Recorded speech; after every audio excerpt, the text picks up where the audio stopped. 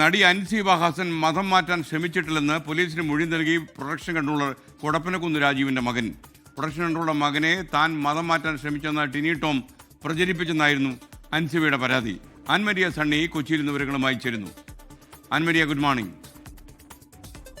എന്താണ് ഈ മകൻ പറയുന്നത്? Very good morning. ഇതിനകത്ത് അൻസിബ ടിനി ടോമിനെതിരെ നൽകിയിരിക്കുന്ന പരാതിയുടെ അടിസ്ഥാനത്തിൽ കടവന്ത്ര പോലീസിന്റെ നേതൃത്വത്തിലുള്ള അന്വേഷണം അത് തുടരുകയാണ്. ഈ പരാതിയിൽ പറഞ്ഞിരിക്കുന്ന പേരുകളിലെല്ലാം പോയി അവിടെയുള്ള ആളുകളുമായി എല്ലാം സംസാരിച്ച് പോലീസ് എന്തായാലും മൊഴിയും മറ്റു കാര്യങ്ങളും എല്ലാം രേഖപ്പെടുത്തുകയാണ്.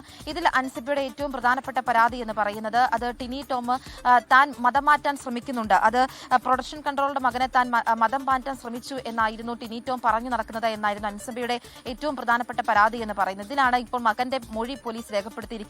അതിൽ അൻസിബ തന്നെ മതം മാറ്റാൻ ശ്രമിച്ചിട്ടില്ല എന്ന മകൻ പോലീസിന് മൊഴി നൽകിയിട്ടുണ്ട്. അതോടൊപ്പം തന്നെ മറ്റൊരു പേര് കൂടി അതിൽ പറയുന്നുണ്ടായിരുന്നു. അത് നീനാക്കുറുപ്പിന്റെ പേരാണ്. നടി നീനാക്കുറുപ്പിനെ അമ്മയുടെ കുടുംബ സമ്മേളനത്തിൽ വെച്ചിട്ട് അവിടെ വെച്ച് ടിനി ടോം മോശം പരാമർശങ്ങൾ നടത്തുകയും മറ്റ് ഭാഷകൾ ഉപയോഗിച്ച് മോശമായ രീതിയിൽ പെരുമാറുകയും ചെയ്തിട്ടുണ്ട് എന്നായിരുന്നു അൻസിബ നൽകിയിരിക്കുന്ന പരാതിയിൽ പറഞ്ഞിട്ടുണ്ടായിരുന്നത്. ഇതിന്റെ അടിസ്ഥാനത്തിൽ കഴിഞ്ഞ ദിവസം നീനാക്കുറുപ്പിനെ മൊഴിയും രേഖപ്പെടുത്തിയിട്ടുണ്ട്. നീനാക്കുറുപ്പിന്റെ വീട്ടിലെത്തിയാണ് പോലീസ് മൊഴി രേഖപ്പെടുത്തിയിരിക്കുന്നത്.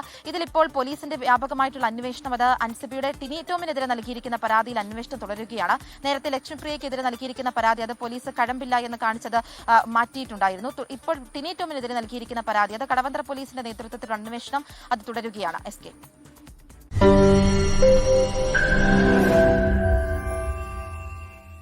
ലോകത്തെവിടെയായാലും ഏത് സമയത്തും 24 വാർത്തകളും ഓഗ്മെന്റഡ് റിയാലിറ്റി പാക്കേജുകളും എക്സ്പ്ലെയിനറുകളും വിശദമായി കാണാൻ ഞങ്ങളുടെ യൂട്യൂബ് ചാനൽ നിങ്ങൾക്ക് സബ്സ്ക്രൈബ് ചെയ്യാം.